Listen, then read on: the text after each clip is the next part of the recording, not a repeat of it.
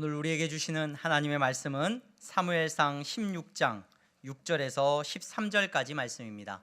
사무엘상 16장 6절에서 13절까지의 말씀을 제가 봉독하겠습니다.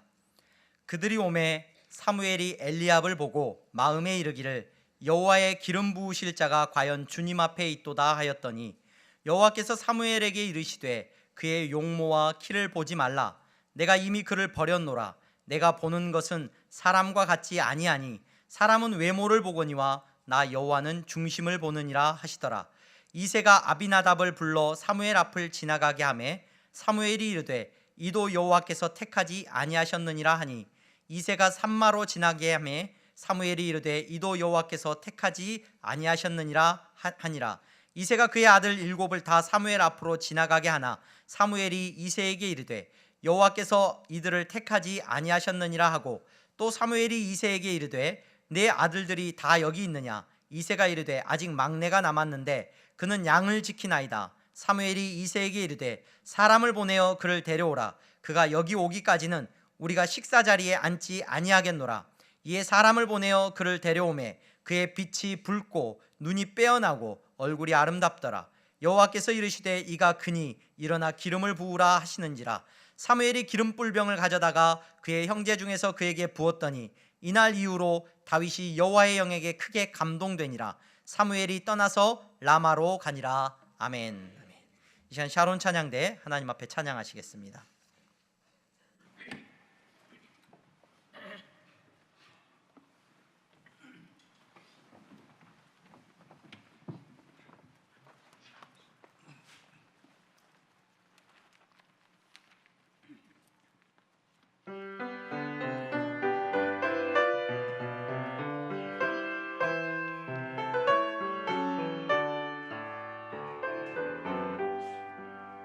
주님의 손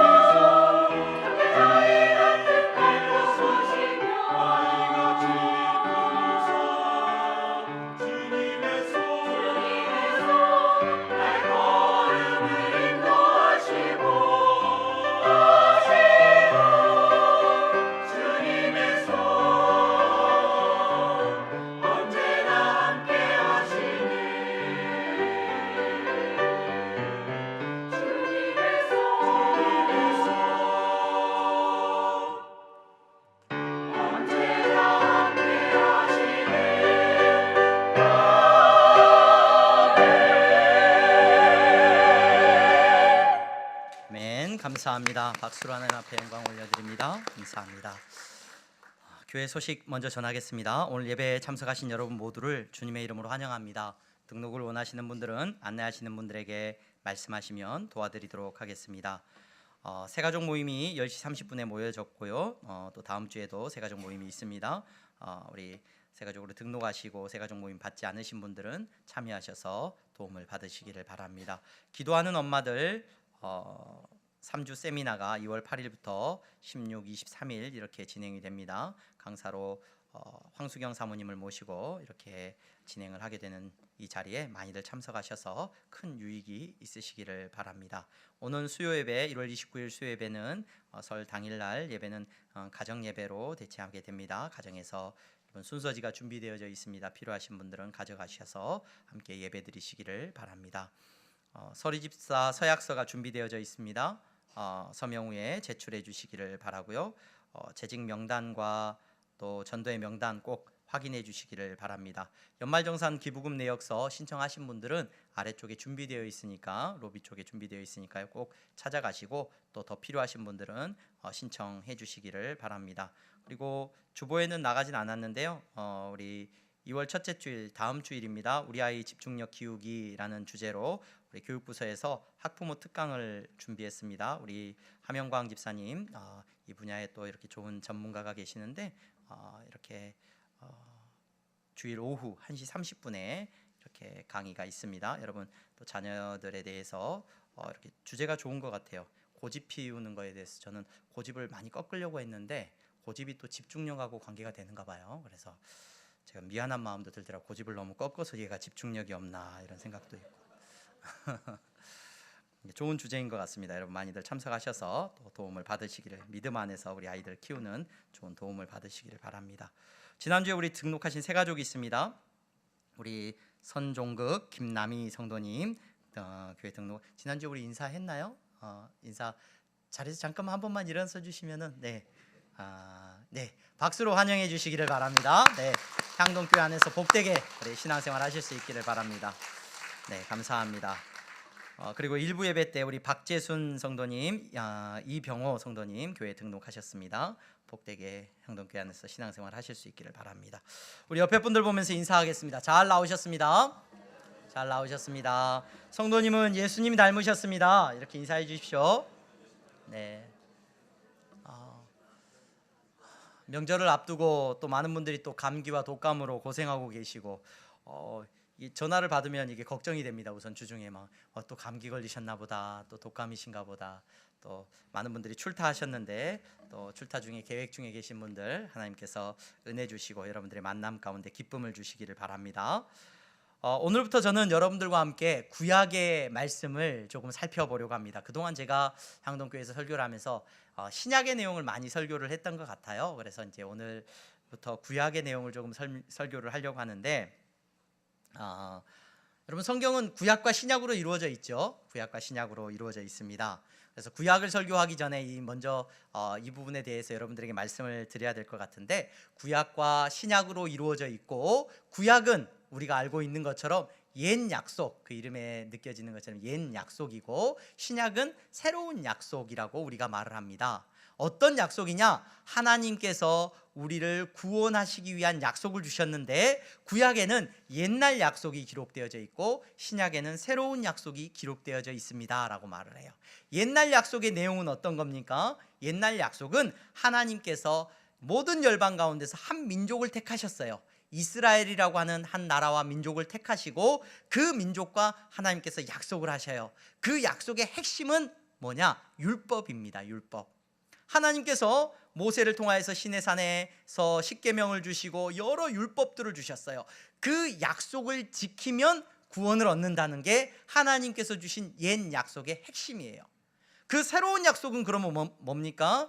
그 옛 약속으로 인하여서 구원을 얻을 수 있는 사람이 있지 않다는 것이 오늘 옛 약속의 한계지요. 그래서 그 옛 약속의 연약함과 부족함을 예수 그리스도 그분이 새로운 약속으로 오셨고 그분이 모든 옛 약속을 성취하시고 이루심으로 말미암아 이제 이스라엘이라고 하는 한 나라와 민족과의 약속이 아니라 모든 열방과 나라 가운데 예수 그리스도를 믿는 믿음 안에서 구원을 베푸시겠다고 하는 약속이 신약의 새로운 약속이라는 것을 우리는 알고 있습니다. 그래서 여러분, 구약 성경을 읽을 때는 여러분들이 항상 염두에 두어야 되는 게 뭐라고요? 구약은 어떤 약속? 옛 약속을 중심에 두고 읽어야 돼요. 창세기부터 여러분 말라기, 구약 성경의 마지막 내용은 말라기까지의 내용을 읽으면서 이 율법을 떼버리고 읽으면 구약을 굉장히 오해하게 됩니다. 오해하게 되고 잘못 이해하게 됩니다. 잘못 이해하게 됩니다.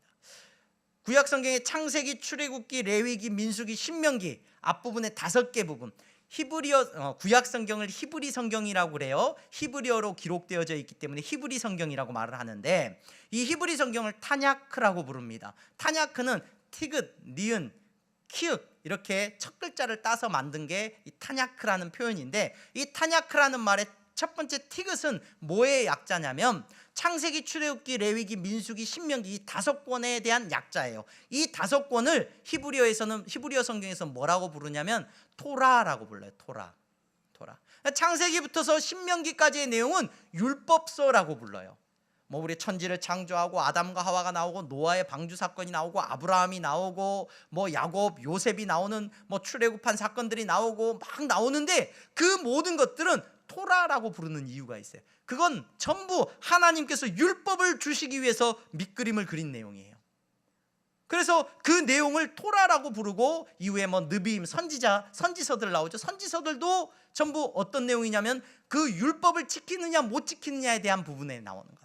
성문서라고 불리는 케투빔이라고 불리우는 성문서, 뭐 시편이나 잠언, 이것도 전부 무엇을 가운데 두고 우리가 읽어야 되냐면 율법을 그 중심에 두고 여러분들이 읽으셔야 성경을 오해하지 않게 됩니다. 제가 여러분들과 함께 구약의 말씀을 조금 살펴보겠습니다 라고 말씀을 드렸습니다. 그리고 어떤 내용을 여러분들과 나눌까 생각을 하다가, 그래, 구약 속에 매우 중심적인 인물, 이 다윗이라고 하는 인물을 두고 여러분들과 말씀을 나누어야 되겠다라고 생각을 했어요. 여러분, 이 다윗이라고 하는 인물을 제가 살펴보려고 할 건데, 다윗을 여러분들과 살펴보려고 하는 이유가 있습니다. 구약의 모든 말씀들을 우리가 이해할 때 율법을 중심에 놓고 이해한다고 할 때 이 다윗이라고 하는 사람만큼 중요한 인물이 없어요. 다윗이라고 하는 인물. 이 옛 약속에서 새로운 약속을 향하여서 하나님께서 새로운 약속을 주시기 위해서 그 한가운데 두고 있는 인물을 한 명 꼽으라고 한다면 그 사람이 바로 다윗이에요. 다윗. 이 다윗이라고 하는 인물은 여러분, 구약의 이스라엘의 역사 속에서 너무나도 중요한 인물이고, 지금도 이스라엘 사람들은 율법의 언약을 믿고 있거든요. 옛 약속, 그러니까 이 율법의 약속을 믿고 있어요. 그 사람들이 지금도 붙들고 있는 한 사람을 꼽으라고 한다면 이 다윗을 꼽아요. 이스라엘 국기를 보시면, 지금 이스라엘 나라의 국기를 보면 별이 하나 가운데 들어가 있어요. 별이. 그 별을 무슨 별이라고 부르냐면 막간 다비드라고 불러요. 이게 무슨 말이냐면 다윗의 방패라는 의미예요. 그러니까 솔로몬 이후에 다윗 가문의 상징이 이 별이었어요. 그래서 이스라엘 사람들은 지금도 다윗의 시대를 꿈꿔요. 그러면서 이스라엘 국기 안에 내걸고 있는 게 뭐냐면은 다윗의 별이에요. 다윗의 별. 물론 이게 좋을 때도 다윗의 별이 의미가 있지만 2차 세계대전이 일어났을 때 유대인들이 유대인으로 찍힐 때, 낙인 찍힐 때 저 사람은 유대인이야 라고 찍일 때도 그 사람들에게 별을 달아줬어요. 그 유대인의 별. 그래서 유대인의 별이었는데 그게 다윗의 별이에요. 지금도 그 사람들에게 있어서 이 다윗은 율법의 수호자이고, 그들에게 있어서 하나님께서 그들을 축복하시는 축복의 상징과도 같은 인물이 바로 이 다윗이라는 것을 우리는 보게 됩니다. 그래서 제가 여러분들과 함께 이 다윗이라는 인물을 살펴봐야 되겠다라고 생각을 하고, 여러분들과 이제 다윗 첫 번째 시간으로 여러분들과 함께 이 다윗이라고 하는 인물을 이야기를 할 건데요. 이 다윗이라고 하는 인물의 출생부터가 좀 범상치가 않죠. 이 사람이 왜 율법의 한 가운데 있는 인물인가 살펴보면은 다윗의 위대함이 어디로부터 시작되냐면 사실 그의 혈통이나 그의 어떤 다른 것으로부터서 그의 위대함이 시작되지 않아요. 다윗은 유다 지파의 인물입니다. 그런데 다윗의 가문을 조금만 살펴보면, 오늘 우리가 읽은 본문의 앞부분에 보면 다윗이라고 하는 그 가문에 대한 이야기들이 조금 나오는데, 뭐 그것까지 우리가 살펴볼 시간은 없지만 간단하게 살펴보면, 여러분, 다윗이라고 하는 인물의 아버지가 누구냐면 이새예요. 이새. 이세고 이세의 아버지가 오벳입니다. 그러니까 다윗의 할아버지가 오벳이에요. 그 오벳의 엄마가 누구냐? 엄마가 누구예요? 엄마가 룻입니다. 이 룻이라고 하는 여인은 유다 가문의 여인이냐? 아니에요. 이 룻이라고 하는 여인은 우리가 룻기서를 통하여서 알 수 있는데, 이 룻이라고 하는 여인은 모압 지방에 살던 이방 여자예요. 그러니까 이 다윗의 가문은 조금만 올라가면 증조 할머니부터 이미 순수 혈통이 아니에요. 유대인이 아니란 말이에요. 그런데 또 더 심각한 건 뭐냐면은 이 룻하고 결혼을 해서 아들을 낳았던 이 오벳을 낳고 이세를 낳았던 남편이 누구냐 살펴봤더니 보아스라는 인물이 나와요. 이 보아스는 또 조금만 족보로 올라가면 누가 나오냐면, 보아스의 족보에는 살몬이 나오고, 살몬이 누구랑 결혼을 해서 이 보아스를 낳게 되냐면 살몬의 누구예요? 라합이라고 하는, 여러분들이 알고 있는 여리고성이 무너질 때 기생 라합이라고 알고 있는 이 마태복음 1장 5절에 보면 족보가 나오는데, 이 기생 라합의 족보에서 이 보아스가 태어난 거예요. 나중에 가면 더 심각한 족보가 나오죠. 유다가 자기 며느리하고 결혼해서 베레스가 태어났어요. 그래서 그 가문으로 인하여서 이어져서 나온 인물이 지금 다윗이라는 인물이에요. 그럼에도 불구하고 이 다윗을 그토록 유대인들이 사랑하는 이유가 뭐냐? 이 다윗을 다윗되게 만드는 거. 여러분, 룻이라고 하는 이 룻이라고 하는 여인도 그가 어떻게 해서 이방 여인인데 하나님께서 유대 백성 안으로 들어오게 하셨냐면, 사사시대에 모든 이스라엘 백성들이 하나님의 법을 지키지 않은 그때에 모압 여인이 그 어머니 시어머니를 쫓아서 내가 하나님의 법을 지키는 사람이 되겠습니다 하고 하나님의 법 안으로 계약을 맺고 들어오는 여인이 이 룻이에요. 그 룻을 통해서 하나님께서 오늘 다윗을 태어나게 하셨다는 것은, 다윗이 태어날 때부터 이 다윗이라고 하는 인물은 여러분 혈통적으로 그가 자랑할 만한 인물이 아니에요. 다윗이 다윗되게 하는 데에도 철저하게 뭐가 깔려 있냐면 율법이 깔려 있다는 걸 여러분들이 염두에 두셔야 돼요. 제가 미리 말씀을 드립니다. 여러분, 자, 성경 안에서 이 다윗이라는 인물을 우리가 오늘 첫 번째로 살펴보려고 하는데, 사울 왕에 대해서는 이제 앞으로 다윗을 여러분들에게 설교하다 보면 자연스럽게 등장을 할 것이기 때문에 사울 왕이라고 하는 이스라엘의 첫 번째 왕에 대해서 설명을 안 하겠습니다. 설명을 건너뛸 건데, 이 사울 왕이라고 하는 왕이 첫 번째 왕으로 이 사무엘, 하나님의 선지자에 의해서 기름 부음을 받죠. 기름 부음을 받았는데 하나님께서 사울을 왕으로 세우시고 그를 버리십니다. 그 버리는 이유를 계속 살펴볼 거예요 앞으로. 그런데 버리시니까 이 사무엘이 마음이 아파요. 하나님께서 기름 부으라고 하셨던 이 사울 왕이 하나님 앞에서 범죄함으로 말미암아 버림을 받게 되고 마음이 너무 아파서 안타까워하고 있어요. 그러자 하나님께서 뭐라고 말씀하시냐면, 너 언제까지 마음 아파하고 있을 거야? 내가 그 사람을 버렸으니까 더 이상 사울 왕에 대해서 마음 두지 마. 내가 새로이 너에게 왕을 세울 사람을 내가 말해줄 거니까 이 새로운 왕에게 가서 기름을 부어라 라고 하나님이 명령을 하셔요. 그러자 선지자 사무엘이, 하나님, 내가 새로운 왕에게 기름 붓는다고 하면 사울 왕이 저를 죽일 건데요, 그러니까 너는 저기 베들레헴에 이세라고 하는 그 가문을 찾아가서 예배드리러 간다라고 말을 해요. 제사들을 드린다고 말을 하고 그곳에 가서 내가 준비한 그 왕을 만나라 라고 말씀을 하셔요. 그래서 사무엘이 그 왕으로 기름 부을 기름을 준비해 가지고 이새의 집으로 갑니다. 베들레헴의 이새의 집으로 갑니다.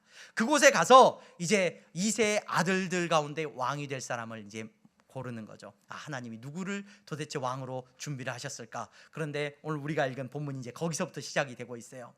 그래서 이새의 아들 가운데 첫 번째 아들인 누굽니까? 우리가 읽은 6절에 보니까 엘리압이 딱 사무엘 앞에 온 거예요. 사무엘이 엘리압을 보고 이야, 마음에 뭐라고 말하냐면, 여호와의 기름 부으실 자가 과연 주님 앞에 있도다. 정말 마음에 든 거예요. 정말 마음에 들었어요. 그래서 그 엘리압에게 기름을 부으려고 하는데 하나님께서 그래, 기름을 부어라, 내가 이 첫 번째 아들 엘리압을 내가 택했다라고 말씀을 하셔요? 아니에요. 그렇게 말씀하지 않으셔요. 그리고 오늘 우리가 읽고자 하는, 우리가 살펴보고자 하는 7절의 말씀을 우리에게 전하고 계십니다. 우리 7절 말씀 다 같이 읽어보겠습니다. 시작.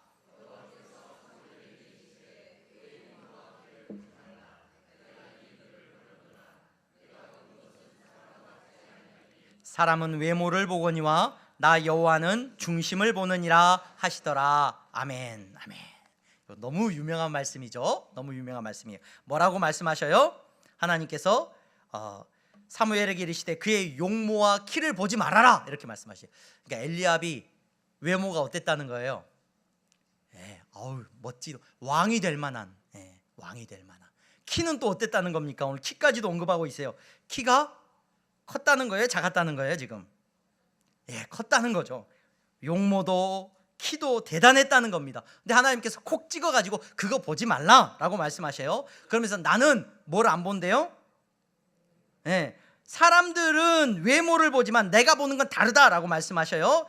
여호와는 중심을 본다. 오늘 이 말씀을 조금 살펴볼 거예요. 하나님께서 다윗이라고 하는 인물을 그토록 중요하게 쓰시고 이스라엘의 역사의 한가운데 두시고 우리가 새로운 언약 되시는 예수 그리스도가 이 다윗의 족보에서 나오도록 하나님께서 약속을 해주시는데, 다윗이 도대체 어떤 인물이었기에 하나님께서 그를 통해서 이렇게 일하시는가, 이 모습을 우리가 잠시 살펴볼 건데, 그 처음 출발점에 여러분 뭐라고 말씀하고 있냐면, 사람들은 뭘 본대요? 외모를 보지만 하나님은 보지 않으신대요. 이 말씀을 여러분 오해하시면 안 돼요. 어떻게 오해하시냐? 하나님은 키 큰 사람을 좋아해요? 키 작은 사람을 좋아해요? 가끔 그런 분들이 계셔요. 그렇게 위로를 받으시는 분들이 계셔요. 하나님은 키 작은 사람 좋아해. 하나님은 잘생긴 사람을 좋아하셔요? 못생긴 사람을 좋아하셔요?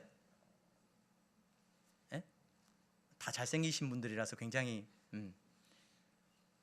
하나님은 돈이 많은 사람을 좋아하셔요? 아니면 돈이 없는 사람을 좋아하셔요? 성경에 보면 예수님이 그런 말씀을 하셔요. 부자가 천국 가기가 쉽다고요? 어렵다고요? 어렵다고. 그래서 누가 천국 가기가 좋다는 거예요? 그러면은 누가 천국 간다는 거예요? 그럼 가난한 사람이 천국 가나 보다. 이렇게 오해를 하면 안 된다는 거예요. 여러분, 하나님의 기준은 외모가 아니라는 걸 말하고 있는데, 사람들은 자기 좋은 대로 해서 하나님은 키 작은 사람 좋아해. 하나님은 돈 없는 가난한 사람을 좋아해. 하나님은 못생긴 사람을 좋아해. 힘없는 사람을 좋아해. 아니요, 하나님이 보시는 기준은 그게 아니라는 걸 말하고 있어요. 그게 아니라는 걸. 여러분, 실제로 여러분 나중에 보면요, 12절, 우리가 읽은 본문의 12절 한번 보시겠습니까? 다윗에 대해서 이렇게 말을 하고 있어요. 이에 사람을 보내어 그를 데려오매, 다윗을 데려왔어요. 그의 빛이 붉고 눈이 빼어나고 얼굴이 아름답더라. 다윗이 여러분 못생겼어요? 다윗은요, 얼굴에서 막 빛이 난대요. 빛이 나고 얼굴이 야페메오드, 정말 잘생겼대요. 다윗이 못생기지 않았습니다. 여러분, 나중에 그의 아들들도 키가 큰 걸 보면 다윗도 키가 작지 않았을 거예요. 다윗의 외모가 결코 뭐 이렇게 부족하다라 막. 그런데 오늘 본문이 말하고 있는 것은, 하나님이 주목하시는 것은 그게 아니라는 걸 말하고 있어요. 그게 아니라는 걸. 그게 아니에요. 하나님은 부자를 싫어하고 가난한 사람을 좋아하냐? 아니에요. 그게 기준이 아니라는 걸 말하고, 가난하다고 해서 무조건 천국 가는 것도 아니고 부자라고 해서 지옥 가는 것도 아니라는 거예요. 기준이 다르다는 거예요. 그 기준을 갖기가, 부요한 사람들은 그 기준을 갖기가 어렵더라라고 말하고 있는 거죠. 여러분, 오늘 우리가 읽은 본문 이제 중심을 볼 겁니다. 그러면 하나님은 그것들이 기준이 아니라고 말씀하시고, 뭐가 기준이라고 말씀하셔요? 하나님이 택하시고 부르시고 하나님이 쓰시는 사람의 기준은 오늘 성경에 뭐라고? 중심이라고 기록되어 있어요. 자, 중심이 뭡니까 여러분? 그래, 하나님은 중심을 보신다고 하셨어. 중심을. 그 중심이라는 표현은 레바브라는 표현인데, 레바브라는 말은 무슨 말이냐면 마음을 말해요. 성경의 다른 표현에서는 마음이라고 번역이 되어 있고, 어떤 때는 심장이라고 번역이 되기도 해요. 이 마음을 하나님이 보신다는 거예요. 하나님은 그 사람을 평가할 때 마음을 보시고, 오늘 심지어 이 다윗이라고 하는 인물에 대해서 이야기할 때 우리가 읽진 않았습니다만 16장 1절에 보면은 하나님께서 뭐라고 말씀하시냐면, 사무엘에게 너 가라 라고 말씀하시면서 새로운 왕에게 기름 부어라 라고 말하는데, 그의 아들 중에서 한 왕을 보았느니라 그러셔요. 그러니까 이미 왕의 자격을 갖추고 있는 사람이 있다는 거예요. 그러니까 왕이라는 거예요. 그 사람이 이미 하나님이 보시기에는 그가 다윗이라는 거예요. 그 다윗을 왕으로 보신 이유는 하나님께서 뭘 보셨다고요? 중심, 마음을 보셨다는 거예요. 자, 마음을 봤다는 게 어떤 의미가 있는 걸까요, 여러분? 마음을 봤다는 거. 다윗의 마음이 어떠했길래 하나님께서 그를 대단하다라고 평가하고 있는 겁니까? 여러분, 마음을 봤다는 것을 주의해서 보셔야 되는데, 제가 설교를 준비하면서 다른 설교집도 보고 많은 주석들도 봅니다. 이 마음에 다윗에 대한 평가가 기록되어 있는 이 마음을 뭐라고 이야기를 하냐면, 다윗은 그의 마음으로 하나님을 사랑했습니다 라고 이야기를 합니다. 그러니까 그의 마음에 누구를 사랑하는 마음이 있어요? 하나님을 사랑하는 마음이 있습니다. 예, 맞는 말입니다. 그리고 맞는 설교입니다. 이 부분에 대해서 여러분들 많이 설교를 들었을 거예요. 그래서 여러분 이렇게 생각을 합니다. 그래, 마음이 중요한 거야. 뭘 하고 겉으로 드러나는 것보다 그 마음이 진짜 중요한 거야. 그 마음으로 온 마음 다해서 하나님을 사랑했던 거야. 다윗은. 우리도 그렇게 하나님을 사랑해야 돼. 우리의 마음이 그렇게 하나님을 사랑하는 마음이면은 하나님께서 우리를 기뻐 보시는 거야. 근데 여러분, 제가 설교를 처음 시작하면서 서두를 좀 길게 끌었어요. 조금 배경 이야기를 했어요. 왜 이야기를 했냐면, 이 마음은 그렇게 추상적인 게 아니기 때문에 그래요. 이 마음을 여러분들이 정확하게 이해해야 되는데, 하나님께서 외모로 사람을 취하지 않는다라는 이 표현이 신약 성경에 3번이나 언급이 돼요. 3번이나 나오는데 그 3번을 살펴보면 마음을 보신다는 것의 의미를 우리가 정확하게 알 수 있어요. 로마서 2장 11절에 이렇게 기록이 되어 있습니다. 로마서 2장 11절, 이는 하나님께서 외모로 사람을 취하지 아니하심이라. 그 다음에 뭐라고 기록되어 있냐면 12절 이어진 거예요. 2장 12절에 무릇 율법 없이 범죄한 자는 또한 율법 없이 망하고 무릇 율법이 있고 범죄한 자는 율법으로 말미암아 심판을 받으리라 라고 기록되어 있어요. 하나님은 외모로 사람을 취하지 않으시니라 라고 말을 하고 율법을 이야기해요. 자, 골로새서 3장 25절 보겠습니다. 골로새서 3장 25절에는 뭐라고 기록되어 있냐면, 불의를 행하는 자는 불의의 보응을 받으리니 주는 사람을 외모로 취하심이 없느니라, 이렇게 기록되어 있어요. 하나님은 사람을 외모로 취하지 않으신데 그 앞에 조건이 뭐냐면, 불의를 행하는 사람은 불의의 보응을 받는데요. 이게 무슨 말이냐면, 율법을 어기는 사람은 율법대로 심판을 받게 된다는 거예요. 하나님은 외모로 사람을 취하지 않으신다는 거예요. 그게 골로새서에 인용되어 있는 말씀이에요. 베드로전서 1장 17절에는 이렇게 기록되어 있습니다. 베드로전서 1장 16, 17절에 기록되었을 때 내가 거룩하니 너희도 거룩할지어다 하셨느니라. 외모로 보시지 않고 각 사람의 행위대로 심판하시는 이를 너희가 아버지라 부른즉 너희가 나그네로 있을 때를 두려움으로 지내라. 이게 무슨 말이냐?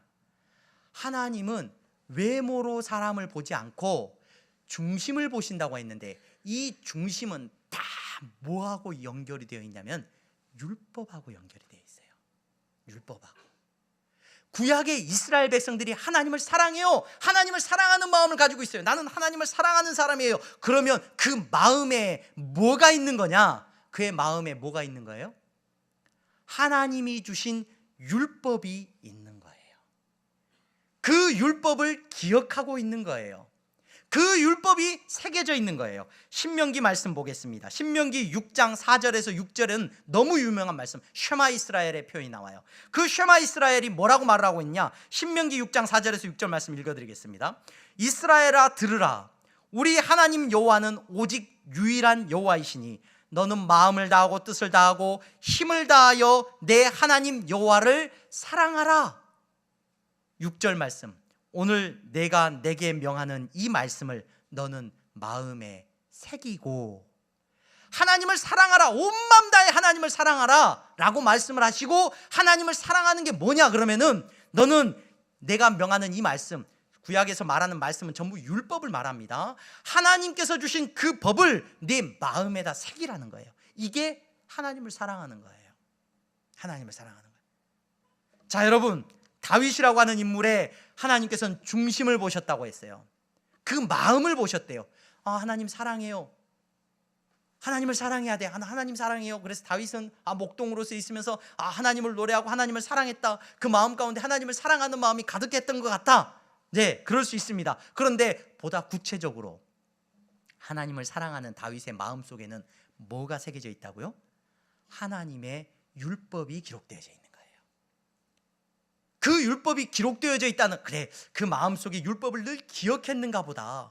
야, 그래서 다윗이 대단한데 하나님의 율법을 그렇게 기억하는 사람이었기 때문에 하나님께서 그를 통하여서 일하셨는가 보다. 네, 여기까지도 맞습니다. 근데 조금 더 나가야 돼요. 조금 더 나가야 돼요. 이건 뭘 말하냐면, 여러분, 하나님의 율법이 그의 마음속에 새겨져 있다는 것은 뭘 말하는 거냐면, 그 다음에 신명기 말씀에 계속해서 이어지는데 뭐라고 말씀하시냐면, 신명기 30장 14절에는 이렇게 기록이 되어 있어요. 오직 그 말씀이 내게 가까워 내 입에 있으며 내 마음에 있은즉 네가 이를 행할 수 있느니라. 하나님의 말씀이 다윗의 마음속에 있었기 때문에 그는 하나님을 사랑하는 사람이었고, 그 마음속에 있는 말씀 때문에 그는 무엇을 행하는 사람이에요? 하나님의 말씀을 따라서 행하는 사람이었다는 거예요. 야, 사람은, 하나님은 외모를 안 보신대. 뭘 보신대? 그 마음을 보신대. 하나님 나 사랑해요. 사랑해요. 하나님 나 사랑하시는 거 알죠? 근데 그의 삶은 상관없지, 뭐 내가 겉으로 드러나는 거 뭐 중요하지 않아. 중요하지 않아. 여러분, 교회 다니면서 직분도 받으셔야 돼요. 아, 직분 중요하지 않아. 제가 설교를 하다 보면 가끔 그런 설교를 해. 직분 중요하지 않아. 목사가 중요한 게 아니야. 장로가 중요한 게 아니라, 이렇게 말을 해요. 그런데 중요해요, 여러분. 중요해요. 그 직분을 사모해야 돼요. 왜냐하면 내 마음에 있는 것이 드러나기 때문에 그래요. 신명기 말씀은 분명히 말을 하고 있어요. 하나님의 율법이 그 마음에 있으면 율법을 행하는 사람이 된다는 거예요. 여러분, 이것이 다윗의 삶이에요. 다윗은요, 율법을 얼마나 그의 마음에 두고 즐거워했는지 몰라요. 다윗이라고 하는 인물에 대해서 이야기를 할 때 제가 여러분들에게 함께 나누고 싶은 말씀이 있는데, 시편 19편은 다윗의 시편이에요. 시편 19편은 C.S. 루이스라고 하는 영국의 유명한 신학자가 있는데, 뭐 나니아 연대기도 쓰고 한 작가이면서 신학자인데, 그 C.S. 루이스가 이 시편 19편을 묵상하면서 뭐라고 평가를 하냐면, 시편 중에서 가장 중요한 시라고 말을 해요. 가장 중요한 시고, 더 나아가서 서정시, 뭐 아름다움을 노래하고 그런 감성을 실은 시 중에서 세상에 있는 모든 시와 비교해도 뒤지지 않는 위대한 서정시 중에 하나다라고 말을 하는 게 이 시편 19편이에요. 여러분도 이 시편 19편 들으면 알 거예요. 제가 시편 19편을 다 읽지는 않겠습니다. 앞에 부분, 뭐 이렇게 아름다운 부분, 날은 날에게 말하고 밤은 밤에게 지식을 전하고, 이런 부분은 빼고 읽는데 7절 말씀부터 제가 읽어드릴게요. 뭐라고 다윗이 노래를 하고 있냐면, 여호와의 율법은 완전하여 영혼을 소성시키며 여호와의 증거는 확실하여 우둔한 자를 지혜롭게 하며 여호와의 교훈은 정직하여 마음을 기쁘게 하고 여호와의 계명은 순결하여 눈을 밝게 하시도다. 여호와를 경외하는 도는 정결하여 영혼까지 이르고 여호와의 법도 진실하여 다 의로우니 금 곧 많은 순금보다 더 사모할 것이며 꿀과 송이꿀보다 더 달도다. 이게 다윗의 노래예요. 여러분, 다윗은 하나님의 말씀을 그의 마음속에 율법을 두고, 이것이 나를 지혜롭게 하고 이것이 내 길을 인도하고, 내가 하나님을 경외하는데 이 말씀 안에서 하나님을 경외하게 되는데, 내가 이것을 금보다, 순금보다, 옛날엔 정금이라고 그래요. 정금보다 더 사모하는데, 이것이 하나님의 그 율법이 나에게 꿀과 송이꿀보다 더 달콤하다라고 다윗이 노래하고 있는 거예요. 그 율법이 다윗의 마음속에 어렸을 때부터 가득했고, 그래서 그의 삶은 무엇을 쫓아서 살아가는 삶이 되는 거예요? 하나님이 약속해 주신 그 율법을 쫓아서 살아가는 삶이 그의 삶이었다는 거예요. 하나님께서는 그래서 그 다윗을, 여러분, 뭐라고 말하고 있냐면, 왕이 있다는 거예요. 이미 거기에 이미 이스라엘의 왕은 다윗이라는 거예요. 왜요? 그 모든 이스라엘 백성 가운데 이 어린 다윗, 나이는 아직 많지 않습니다. 어린 다윗입니다. 하지만 그의 말씀에 하나님의 법이 있고 그 법을 따라서 살아가는 삶이 그에게 놓여져 있기 때문에, 하나님은 다윗이라는 인물을 통해서 이 땅에 오실 예수 그리스도를 이루어 가시는 다윗의 언약을 이루시고, 그 다윗이라는 인물을 통해서 하나님께서 놀라운 일들을 이루어 가시는 것을 우리는 보게 됩니다. 오늘 예배 자리에 나오신 여러분, 우리는 옛 약속에 속한 사람들은 아닙니다. 우리의 마음속에 율법이 새겨져 있지 않습니다. 우리는 우리의 마음속에 새로운 약속 되시는, 새로운 언약의 주인 되시는 누구를 품고 사는 사람이에요? 예수님을 품고 사는 사람인 줄로 믿습니다. 그 예수님이 여러분의 마음에 있기를 주님의 이름으로 축원합니다. 예수님이 마음에 있으면 여러분 신명기 34장의 말씀처럼 30장의 말씀처럼 뭐예요? 그 마음에 있은즉 그분을 따라갈 수 있는 거예요. 예수님이 마음에 계십니다. 제가 계시록의 말씀을 여러분들에게 종종 언급을 합니다. 계시록 13장과 14장에 보면은 하나님께서 구원하시는 하나님 나라의 백성, 마지막 때에 구원하는 하나님 나라의 백성의 이야기가 나와요. 그러면서 여러분 계시록 13장의 마지막에 보면 짐승의 숫자 666이 나와요. 그렇죠? 666이 나온다라고 말씀을 드렸어요. 그 짐승의 숫자는 뭡니까? 그가 모든 자, 곧 작은 자나 큰 자나 부자나 가난한 자나 자유인이나 종들에게 그 오른손에나 이마에 표를 받게 하고 누구든지 이 표를 가진 자 외에는 매매를 못하게 하니 이 표는 곧 짐승의 이름이나 그 이름의 수라. 지혜가 여기 있으니 총명한 자는 그 짐승의 수를 세어보라. 그것은 사람의 수니 그의 수는 666이니라. 그래서 여러분 막 666 가지고 막 영화도 만들고 막 이야기 많이 하잖아요. 그러면서 막 베리칩 이야기도 나오고 뭐 어떤 칩을 심었는데 그게 짐승의 수가 새겨진 거고 막 바코드가 막 새겨지면 지옥 가는 거고 이런 얘기 많이 들으셨을 거예요. 그러면서 그 사람들이 어떻게 했는데요? 손에나 이마에다가 표를 받으면 안 된다는 거예요. 그래서 절대 그거 받으면 안 됩니다. 여러분들에게 막 이런 이야기 하는 사람들 들었을 거예요. 여러분 제가 그분들에게 꼭 물어보고 싶어요. 그러면 구원받으려면 어떻게 해야 돼요?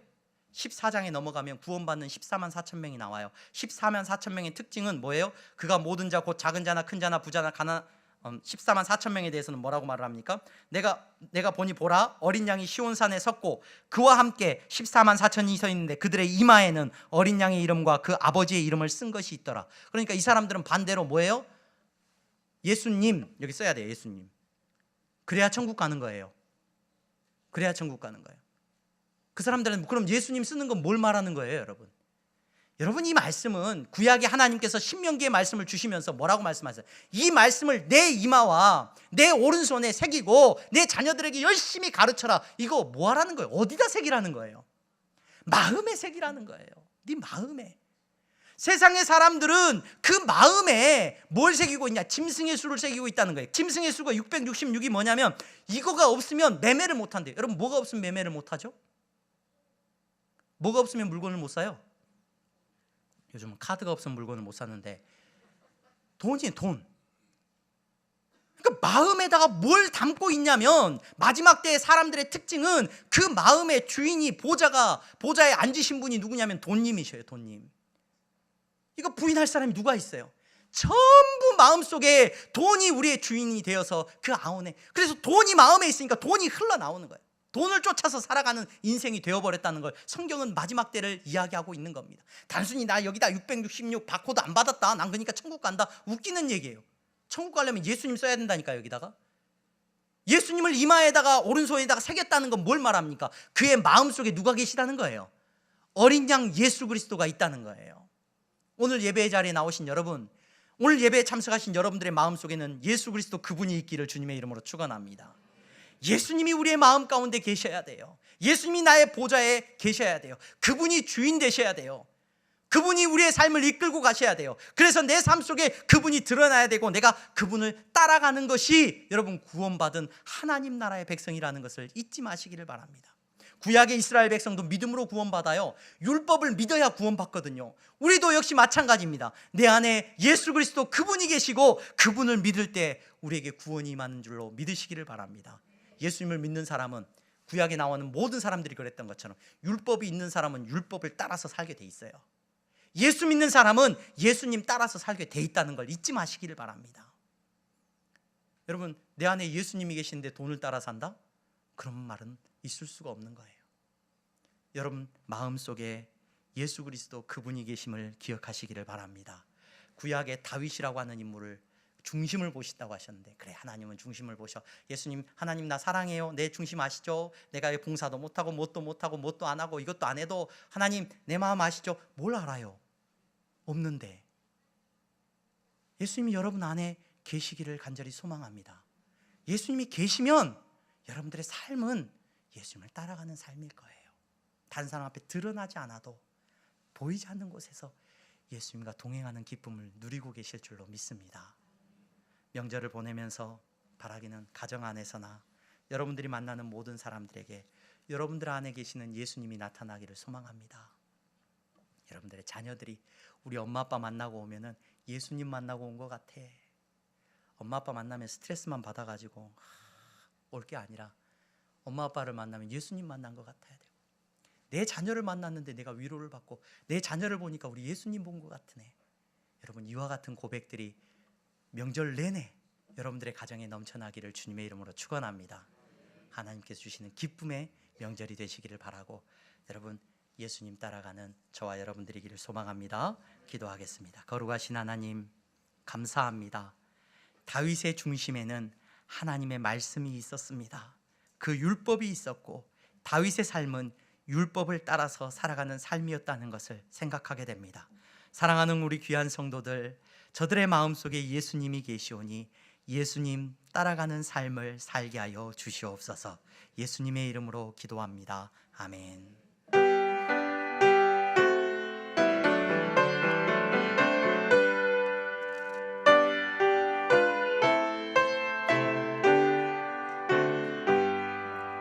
나의 생명 드리니 주여 받아 주셔서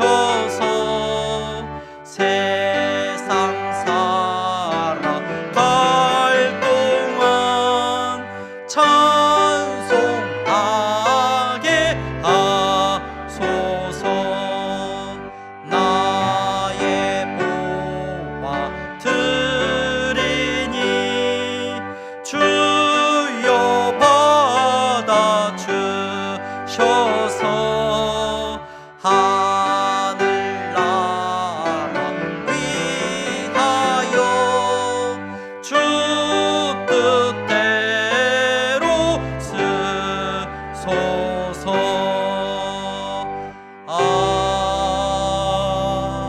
아멘.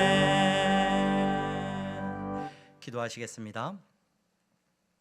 거룩하신 하나님, 감사합니다. 사랑하는 성도들이 이 시간 하나님 앞에 예배하며 물질을 구별되이 드렸습니다. 하나님, 이 물질을 주님이 기뻐 받아 주시옵소서. 저들이 정말로 저들 안에 있는 예수 그리스도를 믿는 믿음 안에서 이 물질을 드렸습니다.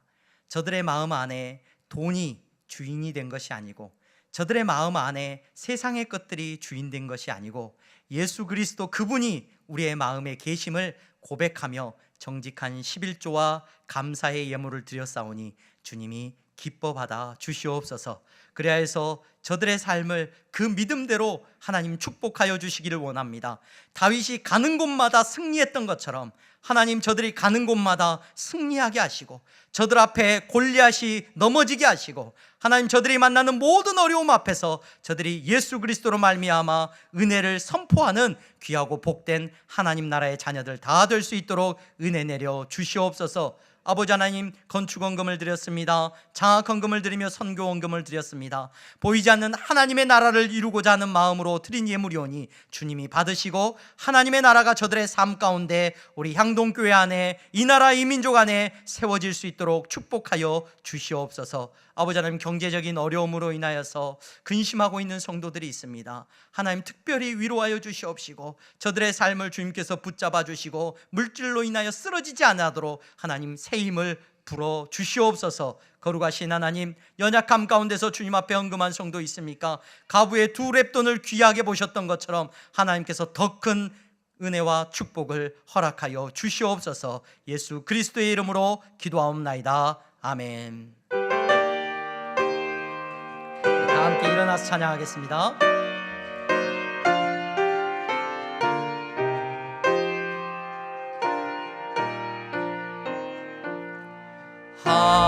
하늘에 계신 아버지, 이름 거룩하사 주님 나라 임하시고 뜻이 이루어지다.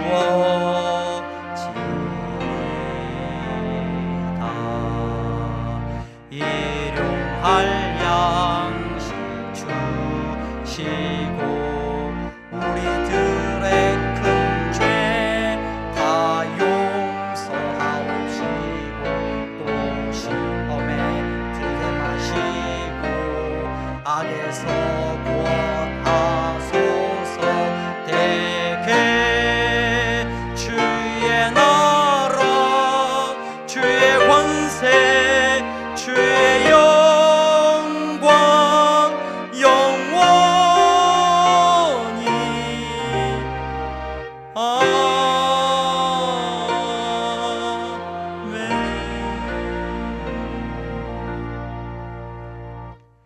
주 예수 그리스도의 은혜와 하나님 아버지의 사랑하심과 성령의 교통 충만하심이 예수 그리스도를 마음에 품고 그분을 따라가는 성도들의 머리 위에 이제부터 영원토록 함께 있을지어다. 아멘.